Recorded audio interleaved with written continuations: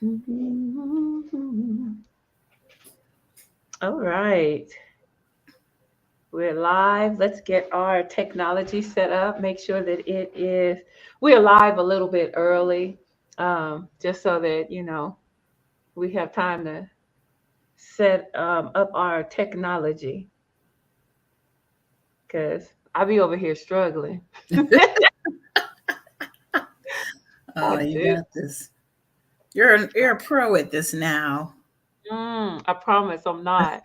I What's crazy is, I'm so busy. Life is so busy, right? That I'll be like, Hmm. oh my God, or life just happens. Hmm. Um, that happens. It ain't nothing you can do but just rock with it, right? Right, right. Put on your skis and ride or ski, whatever that is, whatever that Wait, saying is. you said put on. I'm gonna tell you what came to mind. Put on What? your dress. Oh, all right. We ain't having that kind of conversation tonight, right? And flip on somebody. Some of that sweet perfume. Oh, Oh that's man. hilarious. That's hilarious. Mm, mm, mm. Okay, so let me let me go ahead and make sure that our folks. This is what happens when you just like life is happening and you don't have time to to do stuff in the way that you know it needs to be done. Um, so look, good evening, all that. Miss Wanda, go ahead, tag, share, do whatever you're gonna do. Mhm. Um, my name is Tony McNeil. I am the host and the founder of Anti-Black Conversations, and tonight we are having another conversation with an extraordinary woman who has gone through extraordinary circumstances.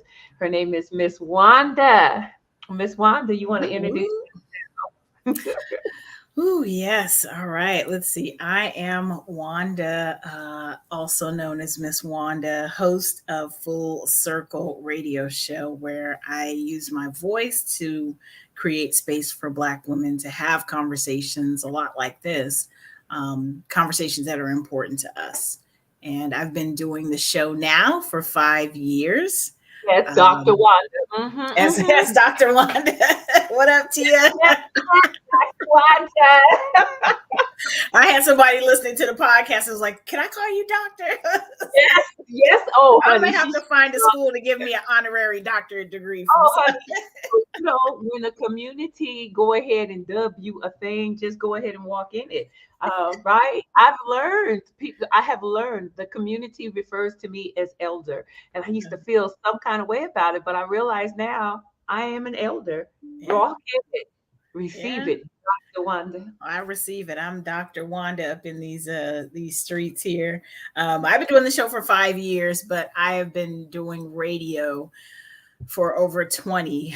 It was the thing that I know without a doubt that I was called to do when I was a little kid, and took a long time to actually get there, and didn't follow the path that I thought I would follow, but I ended up doing it. And as a single mom, I slang radio midnight to 5 on the weekends, driving down to Stockton and K-Win, working for other stations here in Sacramento, other large corporate radio stations, and yeah, doing that, following that dream. It never died, and so I'm super happy to have transitioned to doing Full Circle, where I'm doing what I love, and that is again creating that space for Black women to have the conversations that are important to us. So You that's know, me. I didn't know that the space was like solely for Black women. But then I started noticing that as I was listening to Mhm. your folks. Before you dive in, hi Pat, I love you, sis. Good to see you this evening. Hey, Sister Twyla, I need to hook up with you because I need to bring you on here so that we can hear your voice in regard to when a Black woman speaks. So you just be ready, sis. I'm gonna call you. I'm gonna call you. Anyway, I didn't know that. So what led you to create a space and a platform for Black women, or is it primarily Black women, or is it? Women of color. It's mostly Black women, but I mean, any woman of color may have similar struggles to Black women in some of the spaces, work, things like that. So I'd say primarily women of color or Black women. I kind of use the term interchangeably, but Mhm. I was at CBS Radio and I was doing their community affairs programming, and I was the host of the community affairs show, which was just interviewing nonprofits, having them Mhm. on. And so, the FCC has this license that has this, everyone that has the FCC license, you have to have community service programming. And most of the big, large corporate companies will have their community service programming on at like 6 a.m. on Sundays, or, like these really crazy hours. So I used to do a 6 a.m. Sunday morning just interviewing nonprofits. And so when I left, I walked away from that station and wasn't doing radio for a while. But my general manager at KDEE, where I'm at now, and I had been wanting to do something together. I wanted to do a talk show. And so I was just going to basically take that same thing and just move it over to KDEE when the time was right. We had some setbacks, but then when the time was finally right, I was just going to do the same show. And Mhm. then I would tell the story all the time especially on the anniversary show. But so I was at Afro Yoga one night, and Mhm. it was us, me, and it was our instructor, Angie, and probably about 4 Black women. And we were having this really in depth conversation about Black women and the masks we wear and just the struggles that we were going through. Mhm. And I just heard the Holy Spirit say, this is what your show is supposed to be about. It's supposed to be making space for Black women to have these kind of conversations. And so then I called my GM and I was like, okay, Marvell, we're gonna switch it a little bit. We're gonna do this. And he was always been so cool. Marvell, rest in peace, Marvell Reed. But he was always so cool with whatever I wanted to do because he knew I was a professional. And Mhm. so yeah, so we just flipped it to being more about conversations aimed at Black women versus the nonprofits. Mhm. And so then Full Circle was born the second Saturday of April 2018, and I've been rocking ever since. You are an exceptional host too, and an interviewer. I have had the opportunity to sit across the seat. It was my first time ever being in a studio that was set up like that. I'd never experienced anything like it. Uh, And when I tell you that it was phenomenal, and you was peeling back layers, I was like, Lord, have mercy. Whew, I ain't never experienced such a thing. And look, and I'm gonna blame Tia for that. These queen. Ooh, that picture. Oh my God, Tia, come I on know, now. right? That's total fire. She's just That. fire. Oh my An God. amazing human being. Yes, Amazing. I'm Yeah. loving that. Look, Yeah. well, look at her. Look Yeah. at that, Alicia. What's You up, just Alicia? my folks. Y'all showing Yeah. out. Yeah.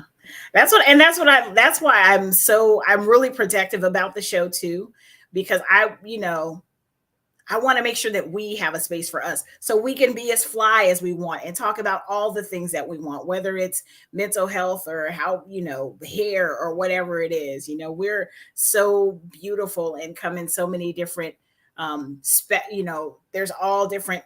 I don't even want to say shades because it's not just about skin color, but we have so many different gifts and talents that I really am protective about the show and making sure that it is a safe space, Yes.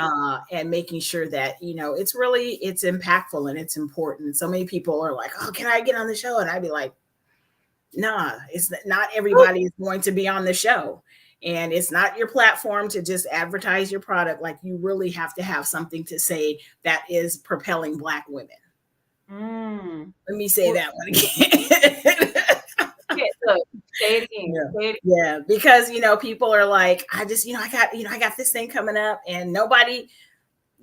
Let me stop because it's a whole different conversation. Anyway, let's focus. Let me focus. I do this on the show too. I'd be like on these little tangents. I'm like, let me focus. Let me focus. I'm really proud You to a be able to do that. You are not on a tangent. And remember, this is an anti-black conversation. And so because it's a conversation, we look, last night I was we had my guest was Letitia White, my and she is like one of my dearest and best friends. Mhm. Um and so of course, you know, she was on her best behavior. Woo, she never took her wig off, y'all, one time and threw it at me. Which is the thing. She will That's take her wig hilarious. off and throw it at me. Oh my But goodness. I love it. at some point, she was like, you know what? We finna talk like we on the phone. And I knew then she was fitting to go in, and she did. Yeah. So I just, it's a conversation, and I really love the uniqueness of this space because that's what I want it to be. I don't want it to come off as this is an interview, this is a Yeah. panel, this is a conversation in regard to anti-blackness and how it impacts our community. Mhm. Um, One of the things that I really want to do with you, and I just want to be unique, you know, and how I want to let the Holy Spirit lead me. Why is it important? No, for real. Look, we ain't had no pre-sessions to none of this.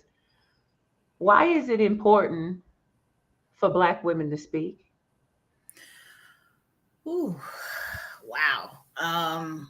We have a lot to say. We have a lot of knowledge. We have gone through a lot, and we have um, so many different experiences that we need to share them with other Black women. And then on the other hand of that is we need to advocate for ourselves. Mm, So it's important for us to have spaces like this, to have spaces like Full Circle, so that we are not putting ourselves in a bubble saying, I'm over here by myself. Nobody knows what I'm going through. Nobody knows what I'm feeling. Nobody knows what I'm struggling with, because that is not the case. But you don't know that unless a Black woman speaks. I'm just going to use this example. When we were together recently with a group of your friends, and they were talking about things, and mhm, I could identify with all of those experiences in some way or another. mhm. And but I just kind of stayed quiet because it was just like ministering to me. Like I wasn't by myself in that situation where I was dealing with this person, or when I was a single mom and being careful about who I brought into my son's life and things like that.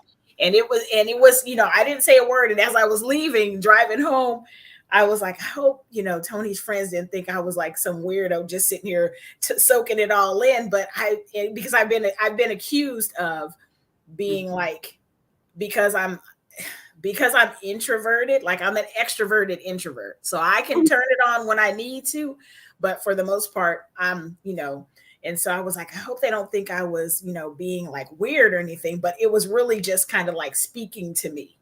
And Mhm. so when we have those conversations, when we have those platforms or those little spaces where we can be together and speak among ourselves, or even Yeah. take it to a bigger place, it propels us as Black women. It lets us know that we are not alone, and that we got a sister on one side or the other. I might not even know who it is. I don't know who's on the other side of that microphone or on that screen until someone comes up to me and says, you know what, I listened to that show with this such and such, and it did something for me. So I think that's why it's important that we speak.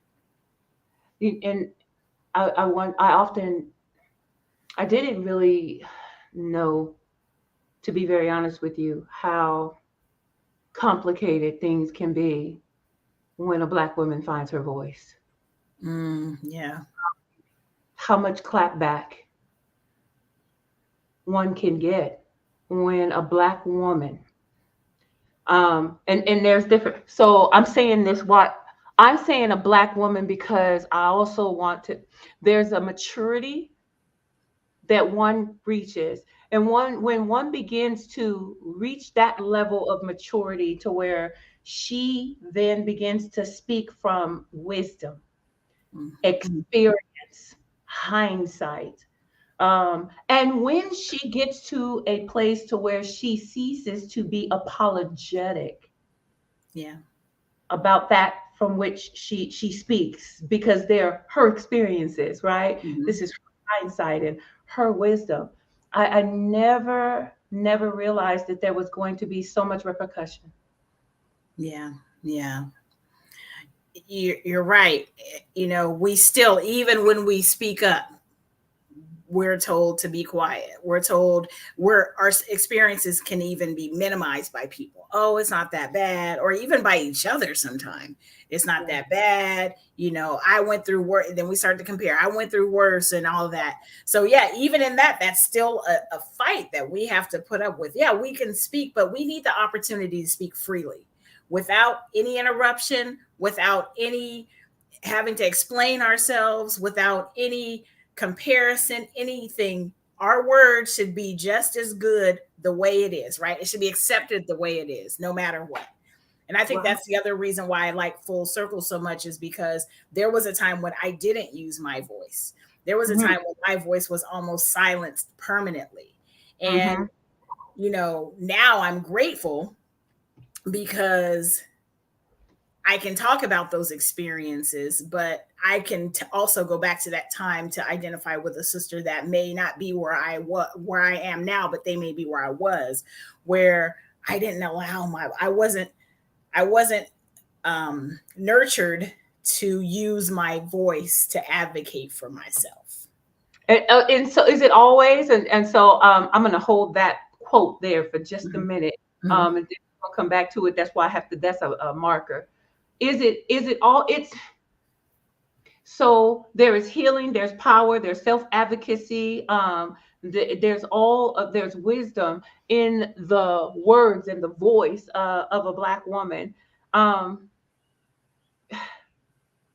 is it always, I mean, like, where is it embraced? Where? It's embraced. Ooh, that one's tough because it's like different levels to this thing, right? It's embraced on a level with our sisters, right? But even within our own community, like my community of sisters. So, like, I have a tribe of friends that I get together with or whatever. I know that that's a safe space for me to speak and we can have this dialogue. But Hmm. in my community, in a larger sense, it Hmm. may not be embraced. And that's where we have to start. If we just have to keep speaking, just have to keep speaking, just have to keep saying it, just have to keep fighting until we can get those ourselves to really embody it.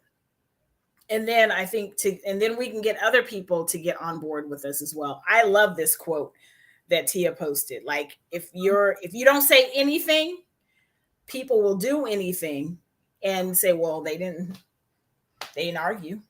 They didn't put up a fight. They didn't advocate for themselves. So it must have been okay. You know, so I think it's incremental. It's different things. And, you know, I can speak up in my community and be safe. That will give me the courage, the strength to speak up in my job or in other parts of spaces that I want to be in educational spaces or whatever. But I think it has to start with us here in our community and in our individual personal tribes, Hmm. community spaces. So, and get that, kind of build that momentum so that we do have the know that we have the power, truly know that we have the power to speak and move forward, you know, and speak up for ourselves. But Hmm. it's work. It's I work. heard, I heard it in the sigh. I Yeah, really, really did. it's I heard work. it in the sigh. So there are repercussions, there are consequences, and I want to unpack that. Like I said, I'm just kind of going and just Hmm. flowing, Hmm. because I believe that both of us are two powerful sisters. In fact, I'm surrounded by powerful sisters, right? But in this space in particular, we are two powerful sisters that create space for Black women to use their voice Yeah, and be catching hell every which way for it. yeah, yeah. But if you don't, like, I think it takes a certain strength Mhm. right? I think it takes a certain strength to be able to stand and create that space and consistently create that space, Mhm. because of pushback or negative comments or whatever it is. To keep doing it week after week or day after day or whatever it is, it takes, that's it's kind of like a callus. You just have to keep building up and not allow anything to deter you from continuing to have an open space for Black women to speak. And What go ahead. this is what, when you said creating space, I thought about this. Um, Tia, you, I've been in spaces where you are both two extremely powerful women. Um, and you are, whether or not you know, you are. Uh, you are very powerful women that create platforms for others. And you don't create a platform for me and then say, look what I created for you. Um, Yeah, that is there so not me. that but I see that happen so many times. Like, Mhm. ooh, look what I did for you. So Mhm. in essence, as long as I keep taking all the credit for what I did for you, it's still about me. But you Mhm. all are you create these spaces for women to shine, to thrive, to heal, to speak, and you still, you're not, and you don't make it about you. How do you do that? Now, first, let me just say this because it was about me for a minute, right? In the beginning, it was. You've heard me mention Sean a couple of times. So, Sean Brown is someone that she and I partnered with, and we used to do these shows once a month on my show called Lessons from the Journey Meets Full Circle. Mhm. And one day, with like early in our partnership, we had this tiff, and I was like, "Well, it's my show, and I'm gonna do what I want to do." Mhm. And we had the biggest blow up, and we're like, now we're just like sisters, right? But we had the biggest blow up. But one of the things I learned from that was I didn't even feel good saying that. Like Mm. when we got together and really started talking about it and still arguing and stuff about it, I didn't feel good saying that. There was so much ego in that. I didn't even feel right saying that. And that's not even who I am. Like, I genuinely want the show to reflect and should reflect who I am inside and out. And so for me, I'm like, I'm here to provide a community service. Now, granted, like I just said earlier, like, I'm not going to let you abuse the platform, right? You're not going to just come and be like, well, I'm going to advertise my thing and don't support the show. Ain't never heard it, but yet you want to be on it. Right, right. Whole other, calm down. Um, but and that happens. But so I again, I'm very protective, but I also am like, I love my community. I love to see what people are doing out there. Like, I'm a ride, I'm a cheerlead for people, for especially Black women that are out here making moves. And Mhm. so if I can create a space for people to have that, why not? It's not hurting me. I'm like this. I'm under the impression or under the mindset, if I win, you win, we all win. So Yeah. why not help you in your business or help you get this knowledge of whatever it is?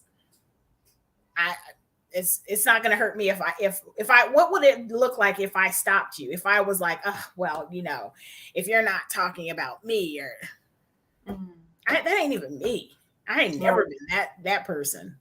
So I can't even fake like that. Yeah, I think that's something that we have to that we need to really begin to learn and to glean one from another. So I want us to talk about you, because you are always, you are always the host, right? You are always the host and creating spaces, right? And interviewing and all of this. Mm-hmm. Um, and so I've been using this kind of hashtag, um, extraordinary women that have experienced extraordinary circumstances. Ooh, I've definitely had my share. Definitely had my share. When I was 31 and my son was 8, I think he was 8, I was diagnosed with thyroid cancer. And woo, that was talk about coming out of left field. It wasn't like I had a family history of thyroid cancer. Mm. And I firmly believe a lot of it was developed through, I was just in a really dark place in my life, really negative, really, really dark place. And I do feel like that negativity, my negative thoughts, actions, all of that kind of helped propel that. Um, Mm. I truly believe that because I was in a bad way. And the only thing I remember praying when my doctor, so what happened was I had this lump in my throat. Okay. And my primary care was like, oh, it's a swollen lymph node, gave me some antibiotics, sent me on my way. I had Mm. already had an endocrinologist for another issue. And so when it didn't go away, um, I had been seeing her as well. So she was like, I want to take a closer look at that. Let's Mm. do I'm gonna have you come in. And so at that time I was like, well, it ain't nothing, I'm not gonna go in. And my doctor, she just passed away recently. My first endocrinologist, she sent me a certified letter and said come in and get a biopsy. Okay. So I went in. I was like, oh, whatever, I don't really want to pay this copay, like really trivial reasons why I didn't want to go. I went and got the biopsy, and then she called me. She said, Wanda, it's never good news when your doctor calls you. And I was like when your doctor calls. And I was like, okay. And she was like, so you have stage 2 papillary thyroid cancer. And it's, highly survivable, highly treatable. Mm. And looks like we've caught it. It didn't hasn't spread anywhere, but we'll do surgery and, we'll take some lymph nodes and see what'll happen. Okay. And I remember hanging up the phone and just going, God, I just want to see my son graduate. I just want to see him grad. I cannot leave him before he turns 18. Like I gotta just get him to graduation. Just plead, like begging Mm. God, please let me just see my son walk the stage. Wow. You can do whatever you want after that, but I just do not want to leave him. Like this is my son, like my buddy, my best friend, my little guy. And I couldn't Right. imagine leaving him. And I begged God. I was like, God, please let me just live to see him graduate high school. My That's all I God. wanted. And well, he's 32 now, so praise God for that. but Right. but it was tough, having to go through the surgery, I had radioactive iodine treatment, so I had to be dosed with real high doses of radioactive iodine, Hmm.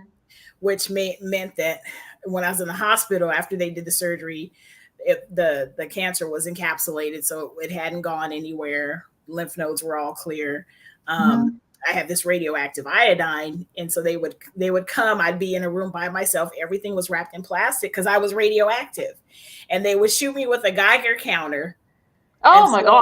radioactivity was low enough that I could go home. Like I was radioactive. I still believe that's why I didn't get a cold for a really long time after that. But yeah, so I've definitely, so that was something that I went through. And I went through survivor's guilt for a while because there was a famous critic. His name was uh, Roger Ebert. He Hmm. had thyroid cancer the same time I did, and he ended up dying. And I always felt guilty about that. Like, man, why, I don't know why I survived, and just I just went through a whole bunch of. It doesn't make sense to me, but okay. No, I mean, I'm trying to. I mean, I guess you would have to. Maybe it does. Okay, go ahead. I'm sorry. Go No, ahead. no, no, it's all good. So I did have survivor's guilt for a while, and I remember a friend of mine. He was a pastor. I worked with him. I used to go just sit in his office, and he would just totally minister to me. And he said, I said, one day I was like, my doctor said that I'm cancer free, but I don't believe it. And he was like, did God tell you he would heal you? And I was like, yeah. He was like, well, then why are you, what's the problem? Like, why are you feeling guilty? Why, you know, it wasn't your time. Like, why are you feeling guilty about this? And then from then I was just like, okay, all right. And then I pushed back into radio even harder because I literally had been wanting to do radio since I was like 9 years old. So then after I got well, pushed back into radio even harder. That process that you went through, that battle with cancer, it gave you maybe a little bit more courage to lean into some of the things that you might have been shying away from. Yeah, yeah, Do yeah. you do you feel that you have become complacent in that, or are you still like pushing hard, in that boldness that you got from that journey? I'm complacent. I'm definitely complacent.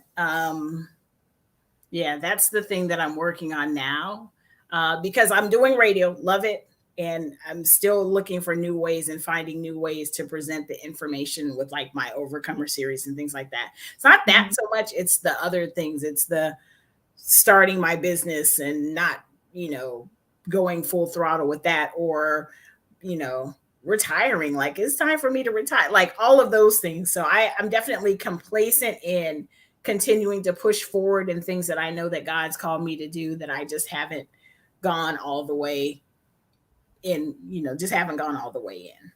Yeah. So, okay, you battled and you've overcome and won that battle and that fight with cancer. And so, what other extraordinary circumstances have you, extraordinary woman, gone through? I think so. For a lot of years, I had struggled with like postpartum depression when I had my son, and Ooh. I had a lot of childhood trauma that I had never dealt with, which I took into my marriage, Mhm. and married someone. I was just reading one of my old journals. Oh, I wish it's right there. I wish I could have grabbed it. But I was saying something to the effect of making decisions based on based on what I wanted versus waiting for what God wanted for me. Hmm. And so I was reflecting on my marriage. So Mhm. I had been married for 12 years, and it was very emotionally abusive, very verbally abusive. And Mhm. and I fully believe that, because I went into this marriage Mhm. already with childhood wounds that hadn't been healed, Mhm. marrying somebody with childhood wounds that hadn't been healed, and expecting him to heal my wounds and him expecting me to heal his wounds. It combusted. It Mhm. combusted. So my rock bottom, so the marriage was tumultuous, but my rock bottom came in October of 2015. So we had decided to go to Monterey for our anniversary. And by then I felt like, because my ex-husband had had his own set of issues, and um, hadn't been at the same emotional place that I had been. So was a single mom, had my career, had my radio career. I was really ambitious, doing a lot of different things. And when I met him, he hadn't had any of that stuff. And so by the time we got to this particular anniversary, I felt like we were just like, I'm up here and I'm waiting for you to come up here, and I've been waiting for you to come up here, but it's not happening. And I just was like, I feel like we're just, like uneven, like we don't have an even playing field. And that really set him off. And so this huge argument ensued. And so we are leaving to go back home the next day. And I just, he was still set off from the night before, hollering and screaming and yelling and all this different stuff. And so we're in the car driving home, and I just was like, I can't take this anymore. Like, I was trying to put my headphones on, and he ripped those out of my hand and threw them across the car, and took off his wedding ring and threw it at me, like all this real crazy stuff. And I was sitting there and I was like, okay, if I can just tuck my head in my arms and jump, maybe I won't be paralyzed. Like I was planning to jump. I couldn't take it anymore. And I Ooh. was plotting to jump out of this moving car. I couldn't do it anymore. I was at my wits' end. It's filled with depression, filled with despair, filled with hopelessness. You know, this person is constantly yelling and saying all this negative, crazy stuff about me, to me, you know, Mm. hates me, hates our marriage, like all kinds of crazy stuff, just belittling me, everything. And it got so bad, I wanted to jump out of the car. And I so could, you just hmm, you wanted to jump, and you didn't want to harm yourself. You just wanted an escape, a way out. I just wanted to get away. Yeah. I don't want to die. I don't want to be paralyzed. That was the reason why I didn't, because I was like, okay, I'm either going to be paralyzed or I'm going to die. I don't want that. Yeah, But I don't want this anymore either. yeah, And that was like my rock, but like, okay, Wanda, the fact that you wanted to jump out of this car means that you have to make some changes quick, because yeah, it's not going to turn out well. Somebody's going to end up dead. And yeah, I didn't want that. I didn't want that for myself. I knew this wasn't the life that God had called me to. yeah, yeah. I knew it. And so, yeah, I left. I walked away from everything. I, I don't want nothing. You could have it all. You could have it. I don't want it. I don't want you. I don't want anything. I just want to leave. And so I started preparing myself to leave, because it wasn't, I mean, like, I could deal with when we got home is like the silent treatment. I could deal with the little cycle of abuse that we had. I could deal with that. And so I just started plotting my exit. So that was October. By December, I had, um, already talked to my mom, like, I'm moving back home. I'm, Mhm. always have these things in place so that I can just make my exit at the end of the year. And yeah, so it was very, very difficult. And I wrote that in the chapter that I wrote Mhm. called Freedom by Grace, that reflects on the things that I did to overcome that. But I remember in that season, I didn't think I was going to survive.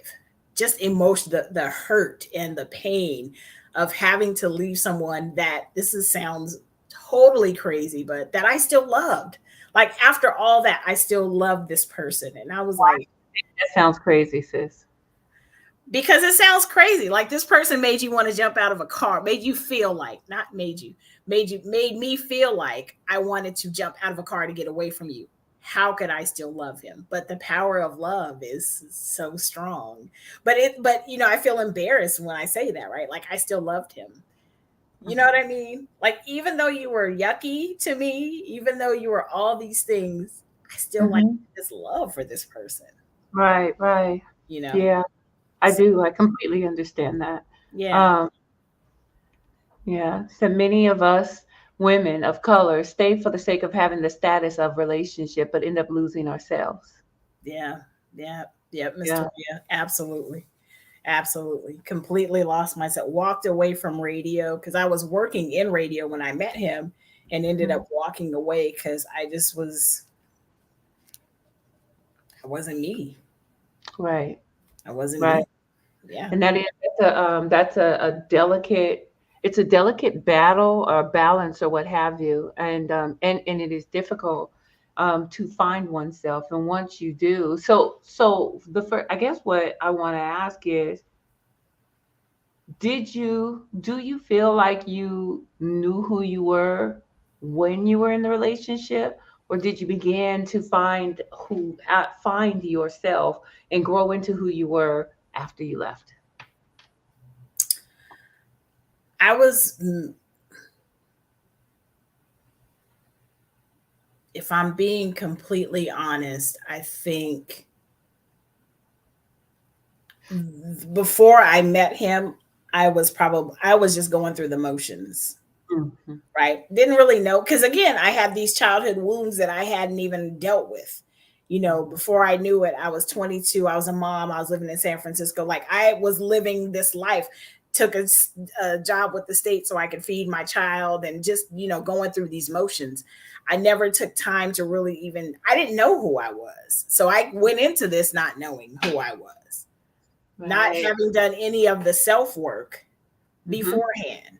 So when I got in it, I struggled to find that person and I kept getting lost. I just kept getting deeper and deeper. I would do things like I went to coaching school to get my coaching certification, but and while everyone else came out of the class like, oh, I'm so, it just really helped me see who I was. I was like, I don't know. So I struggled. Would try things. I'd go to church. I had to try, be in Bible studies and stuff. But I don't think I was even ready, to be honest. Mm-hmm. I don't even think I was ready. I still had a lot of blame in my heart towards him. Like Mm-hmm. he's so mean. And wasn't really taking responsibility for what I was doing. Right, right. And that's huge. Yeah. That's huge when it comes to abusive relationships, is really being able to know, what enabling looks like, what role we play in all of that, and then staying on top of that, because you can come out of an abusive marital relationship and then just go back into abusive work relationships, Mhm. abusive spiritual relationships, Yeah. have you, because that's all you've been conditioned to do is to serve. And black women, that, I mean, yeah, man, we Mhm. are good Yeah. at serving and nurturing and doing all these different things. Mhm. So you mentioned that you wrote a book, or you wrote a chapter in a book. Yeah. Mhm. Um, Tell us about that. And what Yeah. led you to do that? Yeah, tell us about that. So I was at this point, I was living, finally moved out of my childhood home, and I was living on my own, and I got invited to an event where the author was, they were doing the book launch for the volume one. I wrote in volume two, she believed volume two, in volume one, and was listening to the stories of the women. And I'm a natural storyteller. Like ever since I was a little kid, that's the other thing. I used to write stories and I used to write all of these. Like I am a creative. And so that's just something that was already in me. And so I was listening to these stories and I thought, I can do that. Like I'm ready to tell the story because I had moved past the point of I couldn't breathe. I couldn't figure out how I was going to make it through the next day. Like I had gotten through that and I Okay. was strong enough to like once I moved and left and got my own place, then I just started seeing all of these blessings of God just started blessing me in ways that I had never even thought that Mhm. he would bless me. And I thought I could do that. I can share my I'm like I wasn't fully through the healing journey, but Mhm. I was in a place where I could at least start to share. And I was like I can write that. I can write a chapter on that. There's no problem. I could do that. It was a little harder than I thought. Just having to recall all of those things again. Yeah. Ooh, okay, girl, look. I just recently wrote a letter of support for my brother, for court, and Mhm. I I likened it to unlocking a file cabinet Mm. and pulling out like files, that you don't even access anymore, right? I had to go to the secret place and get the key that I have in secret place and Mhm. bring it in, and then unlock it and then go all the way to the back of the file, right, and pull it Mhm. open in order to talk about the childhood trauma. Once I opened that thing up, Miss Wanda, I when I went to put it back, it was like, oh no, no, file Yeah. cabinet gone, everything gone, sis. All I could do was sit with this mess. Yeah. Ooh, let me get my therapy. Let me get a therapist Right. right there. Right? Because you can't, it's like unwrapping something. You can't wrap it back the same. It's not going to go back the Oh, same. Yeah. it Yeah. wasn't going back. So no, Yeah. I really appreciate that. Yeah. So the I, title of the book is She Believed? yeah. She Believed, Volume Two. It is 14 stories of unapologetic, determined, and fearless women pursuing destiny. This is it. Um, I was just going to say real quickly too. I have another book that I've been writing for some years about that same along that same line of that childhood trauma and things like that. And I would get to a point where I'd write and be like, oh, in the zone, and then I'm like, I'm just gonna Yeah. put this down. I'm just gonna put this down for a minute. I remember I can't even remember the last time I actually wrote in it because it's a lot. It's a you're digging up this stuff, and if you're not processing it properly or anything, you know, and I'm a good procrastinator, so that's. But that book Yeah. I hope to come soon. So, so the chapter that you wrote is called Freedom Freedom by by. Grace. Hmm. Oh, And all right. grace is the acronym for the steps that I went through in order to heal, to get through my healing journey. Okay. Yeah. And so the healing journey that you're talking about, was it just solely about your relationship, or was it just everything? It was the from the pain of divorce. That particular chapter was just from the pain of the divorce itself. What was so traumatizing and so scarring? And so, I mean, people get divorced all the time, Miss Wanda. So what made this such a hard thing? What? People get divorced all the time, but I didn't. Mm-hmm. I had never been married before. I thought Mm-hmm. that this was the forever and ever amen, right? The fact that I still love this person, Right. loved, make sure I get that ed on the end, Right. that I loved that person, and was still in love with that person, that I had to make this decision to walk away from this relationship where I had comfort, I had safety, I had those bad things, but I also had a lot of good things in that too. And Mm-hmm. so, Hmm. you don't just walk away from the bad, you walk away from everything. And Yeah. so it was very difficult. And the other thing is that I felt like it was a rejection. I felt rejected. Like I let God down. And I think the reason why I stayed so long is because I used to pray and be like, Lord, look, I really don't want to get a divorce if it's not your will. I know divorce is not right. All of the things that I grew up in church hearing.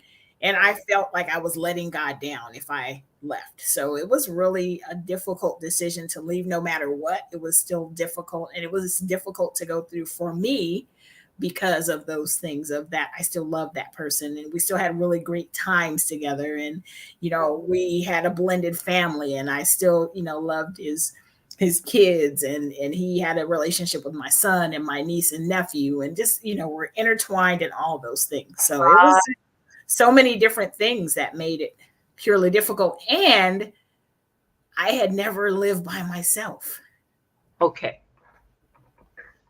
Ding ding ding ding ding I ding. had never lived by. I went from my house at 18, 21, in with my son's dad in San Francisco, back home with my son, and then with my son, and then with my husband. I had never lived by myself, and that by itself was. There it is. I mean, and then that there, and it's something Toya said. Many of us. I'm gonna put that back up again. Many of us women stay for the sake of having the status of relationship. Mhm. It's something because it's not necessarily even um, a status. It's more so combating the mindset of being alone. Mhm. You Yeah, know, yeah. yeah, So yeah. that's huge. That is huge. What are we willing to compromise, forsake, let go, sacrifice, in order, and not just a relationship with a partner, a relationship, period. Mhm. Yep. Years I stayed in unhealthy relationships in the church just for the sake of well, these are my friends, these are my this, these are my that. But at the end of the day, it's not so. It was not healthy. It was more harmful. It did more harm than good. Yeah. Um, and so I had to learn how to sit with myself. That was the toughest part that I can honestly say I'm just getting through, because so I got divorced in 2017. I left in 2016. I got my own place in 2017. I stayed with my mom, and then I got my own place in 2017 and lived on my own, lonely, struggle, whole struggle, starting to come out of it. And it's 2020. And then I'm in this house. So I God blessed me to buy this house, but I'm by myself. And that was when we were like in complete lockdown. So right when I think I'm getting through that loneliness, that real deep loneliness I felt and all of And that, then we went through the pandemic and it started all over again for me. yeah, yeah, yeah. Me too. Yeah. Me too. Yeah. Uh, and I think others, and it's so, man, so many different things that are coming up as you were talking. I'm thinking about even for Black women um, that find themselves single, and experiencing that. Even friendship. How do you find friends? Like, how do you? Yeah. Yeah. How does this work? Right. Right. Especially when you're of a certain age.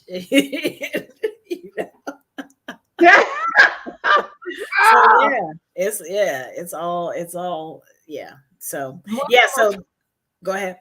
No, I was gonna say one of the most courageous things that I have done. Tia was it had a movie night, and to get in my car and drive from Stockton to Sacramento Hmm. to meet a group of women that I don't even know Yeah. and Yeah. go to the movies with them Yeah. because I am trying to learn how to make friends. It's a definite thing. I For me, my goal. So I've challenged myself. I actually wrote a card. I've challenged myself on this little card right here. It says in the next 90 days I will attend 6 public events, because I tend to not go to public events a lot. Right, I kind of like to stay in the background. When I go, I'm good, but I'd be like, I don't feel like it or whatever. So I'm making myself go to 6 public events, whatever that is. It could be a store opening, a book signing. Like my friends got a book signing, kind of like but just get out there, Mhm. because I found comfort in the isolation, and I don't want to find that that's not a good place for me. So Yes. I'm like trying to get myself back out there. And yeah, I too, I'm trying to find different things to do. I took my grandchildren to a theater in San Francisco. San Francisco. Mhm. Um, I went to New York and spent time with my daughter, and she took me to the Met, to an Mhm. opera. Um, and I want to go to see a black. I've never seen a ballet, Mhm. so I want to go, to the ballet. But I have been doing different things. I went to San Diego on a conference, and while I was down there, because it was just me, Mhm. you have all these people, but I don't really like it, I don't know them all like that, right? Mhm. So I took myself to a five-star restaurant. Okay. 5 star. All right. All right. 5 star. And I mean, I didn't know,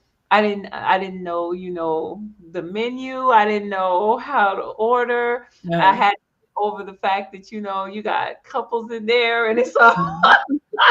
because the ambiance is different in a Right. five-star restaurant. Yes, The it is. lighting is different in a five-star restaurant. Mhm. Mhm. So they sat me and took the other. They don't even leave the utensils on the Right. table. Yes. Yes. Yes. Woo! Dining That's.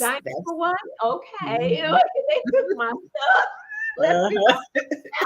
myself. Ooh, I promise you. But But you or did it. I did. I did. I did Mhm. it. I was proud of myself. Mhm. I was proud of myself. I ordered like a what, 150 some odd dollar meal, Good for you. hotel and all of that. And so yeah, here we are doing Yeah. some stuff. And we have to do that. We have to. We can't wait for anybody to do these things. Not, and I'm by no means saying I don't want to do these things with anyone. I don't want to do these with a mate. I am not saying that at all. But I also can't wait on that. Right? If I want to go do something, I want to. I have to do it, because if I'm waiting on someone, I'm gonna still be waiting. Well, because COVID proved that if the pandemic didn't leave me with anything else, it left me with the resolve that Tony, tomorrow is not promised. People are Yeah. dying so fast, left and right, sis. And so, um, I want to ride a horse. You know, um, I got a tattoo. I want to look, Mhm. Wanda, you want to ride with me to Tahoe so I can get my other tag? I might get one with you. I got one. I've been wanting another, so I might take you up on that. I might. That'll be a fun trip. It would stay the night down there, and it's just the air and ambiance, and just hanging out and walking around. Mhm. It just there are things to do. There's just stuff to do. So Mhm. yes, I'll go to some public spaces with you. Before we hop off tonight, Mhm. Grace is an acronym, Yeah.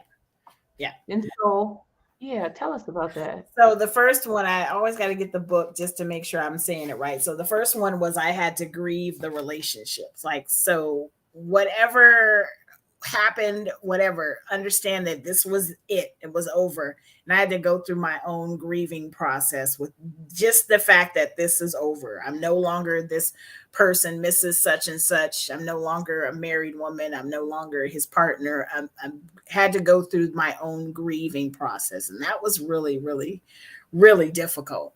The R Hey, was, oh, before we go to the R, I want to say something about the grieving part. mm-hmm, A lot of times we will stay in a dead thing, on life support, knowing and that it's brain dead. The brain stuff is saying that it ain't coming back, and we stay in a state of grieving and never start going through that cycle, that mm, process. yeah. Um, so I love that you said that, that you actually allowed yourself to go through the grieving process, but the only way to do that is to actually release. Yeah, to face the reality that the marriage was over, that was it, and to allow myself to feel everything that I felt, everything, allowed it, because that was the other thing is like, a lot of times we'll feel something, then push it down. But I Yes. had to allow, I used to travel extensively for work. And this was like, right, like I said, 2017, 2018, twenty Mhm. nineteen. I traveled extensively for work. And I remember one time being in LA, and I would be at a stoplight and I would just be bawling and filled with despair. And then the light would turn green, and then, okay, get to the next light. And then got to the next light, had a total breakdown. And that was a symbol of, or symbolism for how I got through it. Just one light at a time, one Right. step at a time. Yeah. Yeah. Yeah. Yeah. And I love that. I love that. Girl, I love that. Okay. The R, responsibility. So the responsibility was tough because it meant I had to take a look and take a responsibility for my part of the demise of my marriage. So I had to be honest with myself. Like, how was I showing up as his wife, as his partner? Was I, lifting him up? Was I, like supporting him? And I knew I wasn't. And I had to be honest with myself about the fact of the things that I brought into the marriage, and how I was responsible as well for the demise of our marriage, that it wasn't just all him, it was me too, and acknowledge those childhood wounds and things that I came in to the marriage with, that I still held on to, and how they showed up as a partner in a marriage. Hmm. So I had to take responsibility for myself. And that one was really tough because it was like, again, I wanted to blame him and just make him be the bad guy. And then I was just good. But in reality, it was, no, Wanda, you brought some things to this as well. You weren't always your best self. You can have a mouth on you, and you can be not very nice, and you weren't very kind to someone that you claim to love, no matter what. And I think because of some of the things that we have went through, it was I had to take responsibility for the way I allowed him to hurt me, the way that I kept accepting it, the way That's that I showed him how to treat me. yes. Yeah. So I had to take responsibility for that. So that was tough. I appreciate you saying that as well, because I also I had to learn, and I'm still learning that I teach people how to entreat me by not using my words, Mhm. by not Mhm. using my voice. So going back to that quote that Tia said, right? You know, Mhm. silence. Well, if I'm just silent and don't use my voice, then what I'm telling you is it's just okay for you Right. to do B and C. So Mhm. Yeah. it's So that. the next thing I had to do was I had to make an action plan for myself. Like, what did I want my life to look like moving forward? Mm, What were some of the goals that I wanted to set myself? Where did I want to be in a year, wherever from now? And mhm, really make a solid action plan on how I wanted to move forward and what I wanted life to look like. And I tell you, when I did that, like I said, once I got a condo. Next thing I know, I got promoted on my job. Next thing I know, I got, like all of these things. God just really started blessing me. But I had to take these action steps too of what did I want that to look like? And I had to say yes to those opportunities that I mhm. might have said no to before. Which I'm sure took a lot of courage. Yeah. A Yeah. lot of courage. Yeah. So I had to make an action plan. The other thing I had to do was um, I had to take an action plan with my finances because I took a big, like I said, I walked away from everything. So I took a really big financial hit. And I had to make an action plan for what I wanted my finances to look like now that I'm down to one income again, right? And it was nice when there was two and I was able to survive and do all the things. But now what does that look like when I don't have the income anymore? Mhm. And how am I going to set up my life in that way? And what action steps will I take in order to be debt free or whatever it was financially so that I can be on a good, solid financial foundation moving forward as this single person? Wow. So that Okay. the action. And then the C was I had to get closure. I had to get closure. This was an interesting one because so the person I was married to, and I'm not using this term loosely, although people are starting to use it a lot looser. You know that when you're in relationship with a true narcissist, right? So Mhm. this person had narcissistic tendencies. I'll put it that way. I can't diagnose you, but my aunt is a psychiatrist, and she was like, "Oh, baby girl, let me tell you, A, B, C, and D, okay, right?"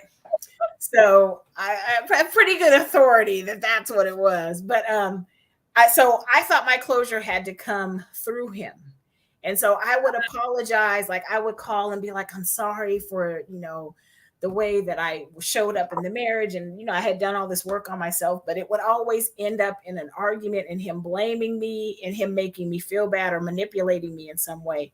And finally, I had to realize that the closure didn't have anything to do with him, So he that had to I do. had to get it for me. And, I just journaled. I did a lot of prayer, a lot of journaling, a lot of just sitting with myself to, again, reconcile all of the things, the responsibility, all of that, so that I can be at peace with the decision that I made in the life that I was designing for myself moving forward. Right.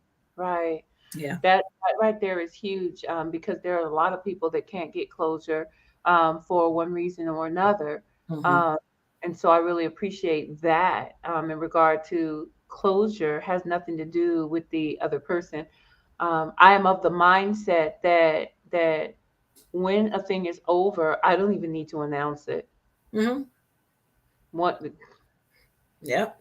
I don't need to announce it. It don't have to be no big old splash. It I don't like have to, that. because typically if I am announcing it because there's something in me that wants you to say no, don't go, don't do it or what have you. Um, but there is something, when a woman just goes silent Hmm. and it's like, Hmm. oh no, I'm good, I'm okay. Yeah. Yeah. Yeah. Beware. Look here. or not. How about these Yeah. others? Uh, So you said you got closure, but the mhm. closure came for yourself. And then what's the E? The E is that I had to set new expectations for what I wanted my life to look like, for what I was going to expect, what boundaries I was going to draw, how was I going to allow people to treat me, like what expectations did I want to set for myself.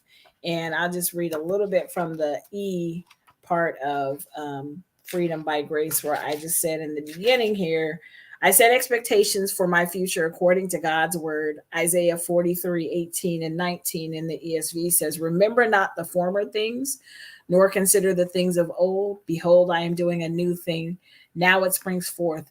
Do you not perceive it? I will make a way in the wilderness and rivers in the desert. And I had to believe that God wanted to do something new with my life and set those expectations and parameters around what I wanted my life to look like. And I didn't even dream about buying a house. That was just the cherry on top. I mean, again, because I feel like because I went through these steps and I was really obedient, God, this is just something God blessed me with. I wasn't even looking.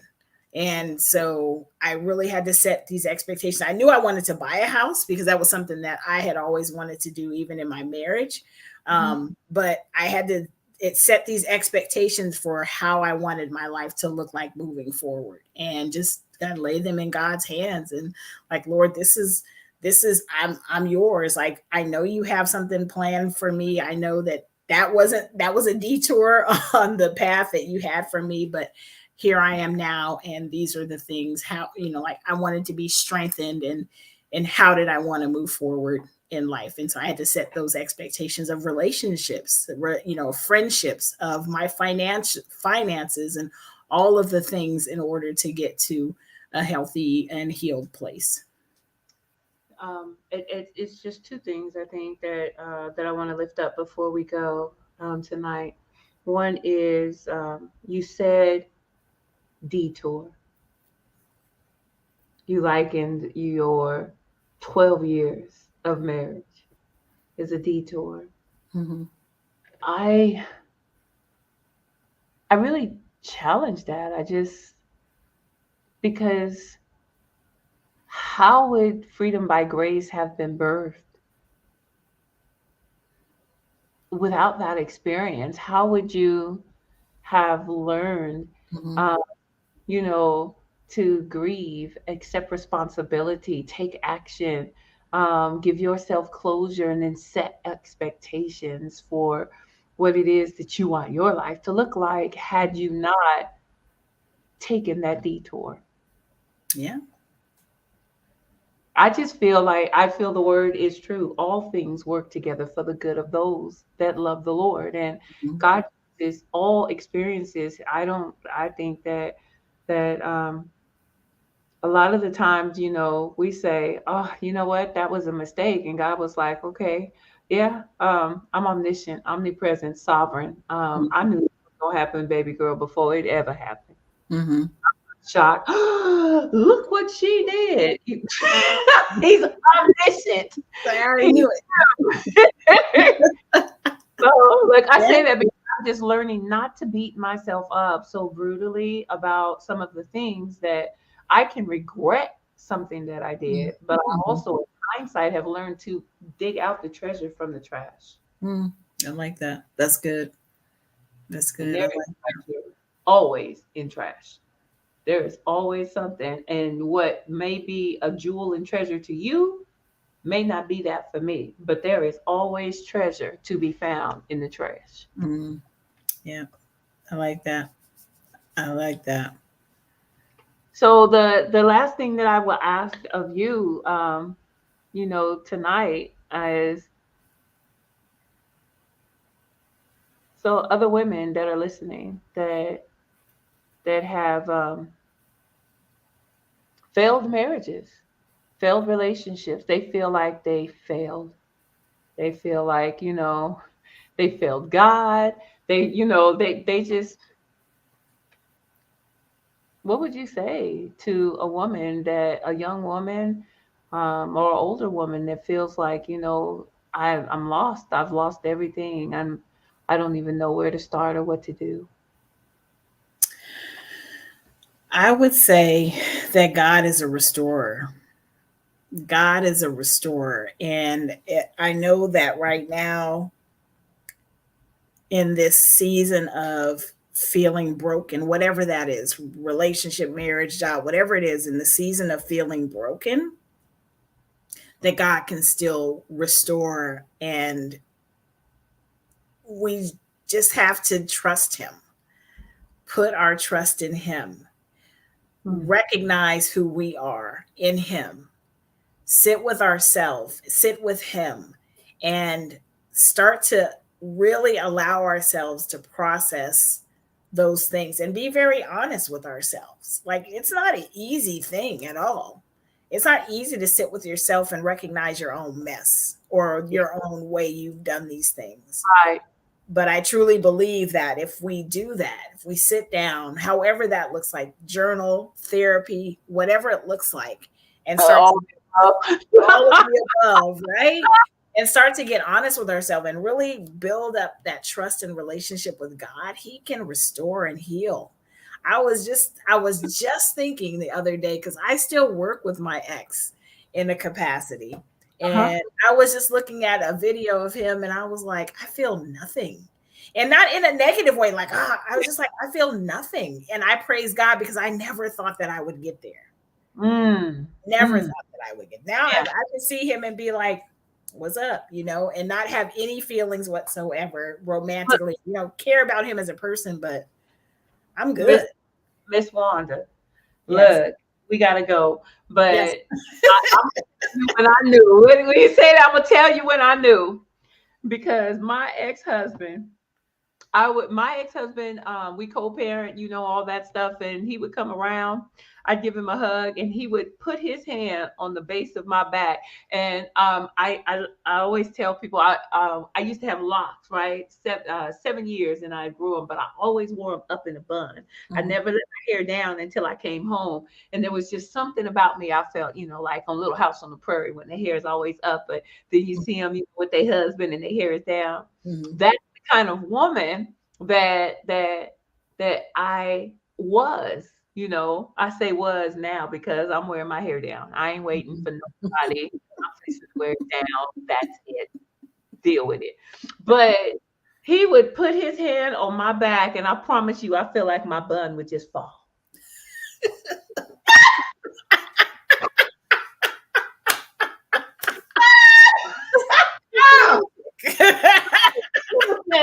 Woo! I was like, "Oh my god!" And every time I hated it.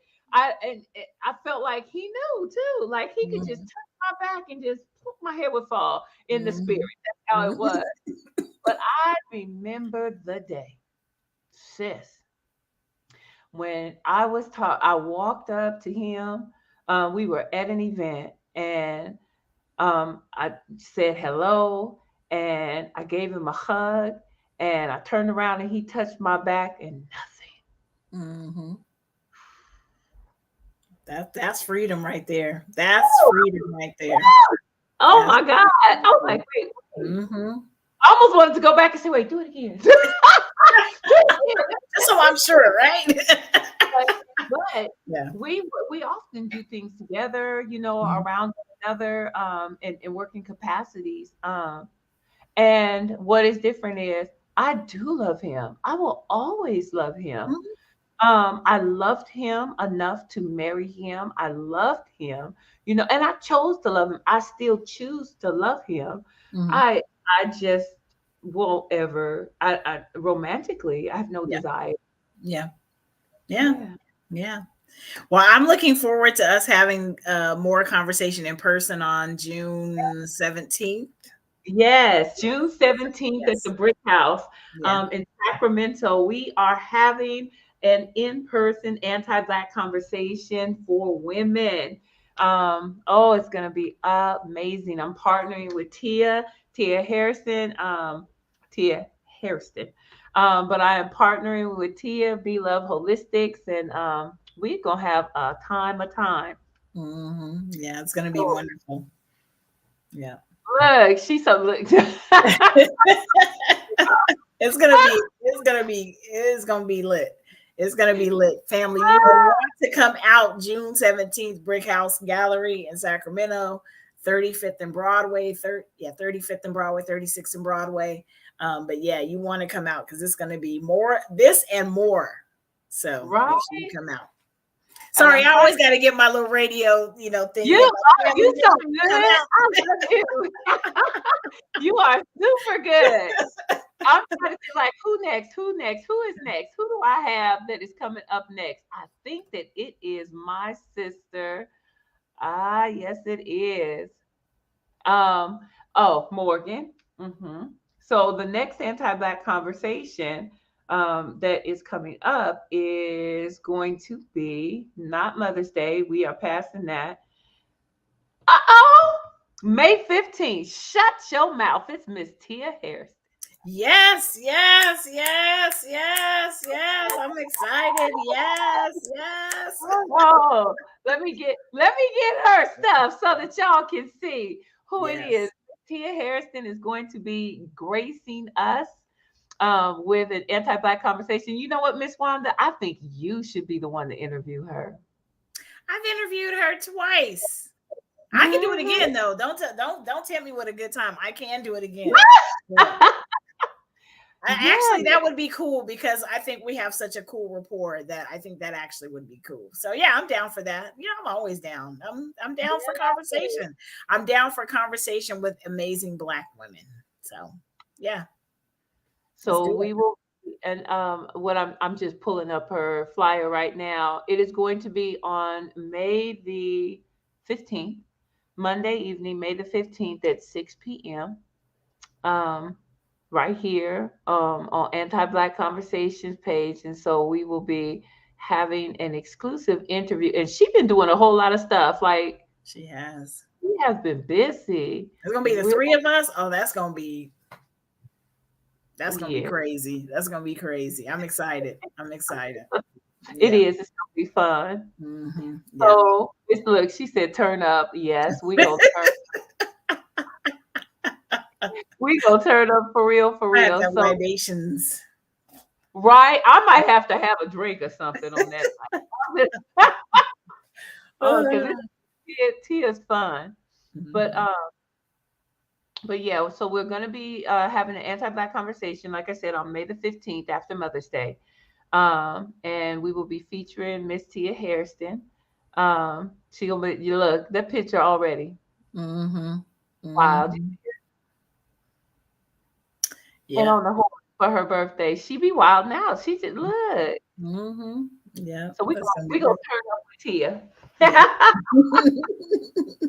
In the meantime, y'all, thank you for tapping in tonight and joining us for another just kind of episode from this series, When a Black Woman Speaks. Miss Wanda. Yep. Yep. So I good. Thank you so much. And thank you for just sharing the wisdom from Grace. And you all, if you guys are trying to figure out how to get through the process and how to keep moving forward, and you had any loss in your life, especially in relationships, Miss Wanda, tell them what they need to do. Well, I am a coach, so you can reach out to me. Speak Her Consulting. I have a Facebook page, Speak Her Consulting, or you can just email me at speakherconsulting@gmail.com. And, maybe we can work together Speak Her Consulting. at gmail.com. Yes. So y'all reach out to her because this is wisdom walking right here. No joke. All right. Yep, yep. All right. Good All right. night, good Good. people. Love and appreciate y'all. Y'all be blessed tonight. Peace.